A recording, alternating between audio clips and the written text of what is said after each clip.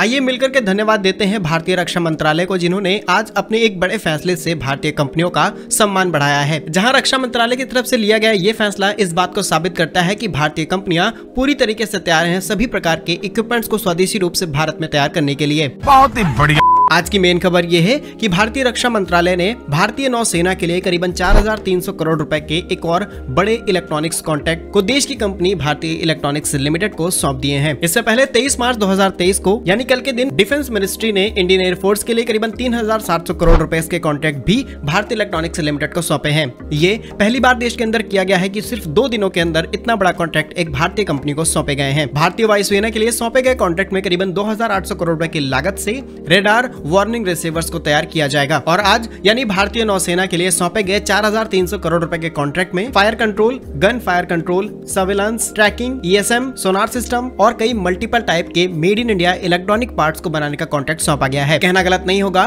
कि भारत एक बहुत बड़ा रक्षा आयातक देश है, जो काफी लंबे समय से अमेरिका, फ्रांस, इजराइल, रूस जैसे देशों से अलग अलग प्रकार के हथियारों को इम्पोर्ट करता रहा है। वहीं मनी कंट्रोल की तरफ से साझा की गई इस रिपोर्ट में यह भी बताया गया है कि चालू वित्तीय वर्ष में 20,000 करोड़ रुपए के कॉन्ट्रैक्ट और सौंपे जाएंगे भारतीय इलेक्ट्रॉनिक्स लिमिटेड को। और जब बात इलेक्ट्रॉनिक सेक्टर की हो रही है तो जान लेते हैं भारत का इलेक्ट्रॉनिक सेक्टर किस तरीके से काम कर रहा है। आपको बता दें, भारत ने 2021 में करीबन 56.73 बिलियन $US के इलेक्ट्रॉनिक्स एंड इलेक्ट्रॉनिक्स इक्विपमेंट्स को इंपोर्ट किया था। इसमें मेजॉरिटी इंपोर्ट किया गया है चाइना, ताइवान, कोरिया से। और इस बीच में सबसे इंटरेस्टिंग बात यह है कि 2030 तक भारत का इलेक्ट्रॉनिक्स डोमेस्टिक मार्केट करीबन 124 बिलियन $US तक पहुंच जाएगा। जिस बड़े स्केल पर देश के अंदर इलेक्ट्रॉनिक्स को इंपोर्ट किया जा रहा है, इससे न सिर्फ अपनी मोटी कमाई को खर्च कर रहे हैं बल्कि देश के अंदर सिक्योरिटी भी एक बड़ा इशू बन सकती है। ज्यादातर इलेक्ट्रॉनिक्स पार्ट्स में लगे हुए चिप और मॉड्यूल्स की मदद से दूसरे देश हमारे देशों का सेंसिटिव डेटा इजीली एक्सेस कर सकते हैं। इसके अलावा कई मल्टीपल सिक्योरिटीज को ब्रेक करना उनके लिए काफी ज्यादा आसान हो जाएगा। रिसेंटली हमने देखा है एम्स जैसे हॉस्पिटल में कितना बड़ा साइबर अटैक हुआ है। फिलहाल ये तो बात हो गई देश की कमियों की। अब बात कर लेते हैं गवर्नमेंट ने इन सभी इंपोर्ट को कम करने के लिए क्या बड़े फैसले लिए हैं। भारत के इलेक्ट्रॉनिक्स मिनिस्टर चंद्रशेखर जी का कहना है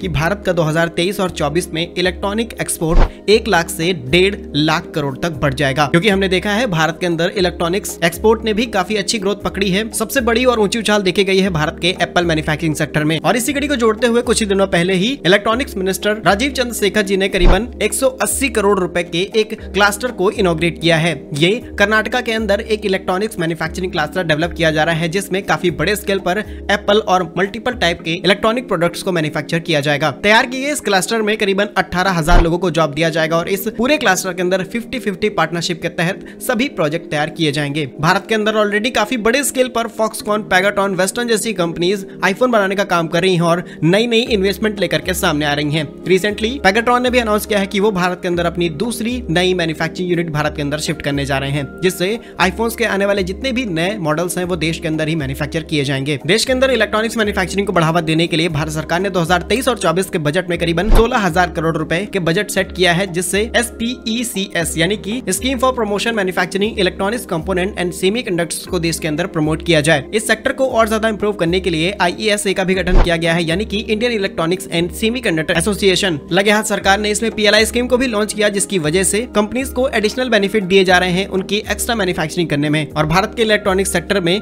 न सिर्फ विदेशी कंपनियां बल्कि भारतीय कंपनियां भी बढ़ चढ़ के पार्टिसिपेट कर रही हैं। रिलायंस, टाटा जैसे बड़े प्लेयर्स भी अब आईफोन सेक्टर में उतर रहे हैं, जो देश के अंदर किसी भी विदेशी कंपनी को अपनी मनमानी नहीं करने देंगे। फिलहाल रक्षा मंत्रालय की तरफ से सौंपे गए एक और बड़े कॉन्ट्रैक्ट के बारे में आपका क्या कहना है, कमेंट बॉक्स में जरूर लिखिएगा। भारत के ऐसे ही यूजफुल एंड इंफॉर्मेटिव वीडियोस पाने के लिए हमारे YouTube चैनल को सब्सक्राइब जरूर कर लीजिए। मिलेंगे हम आपको एक नई और इंटरेस्टिंग वीडियो में, तब तक के लिए वंदे मातरम, भारत माता की जय।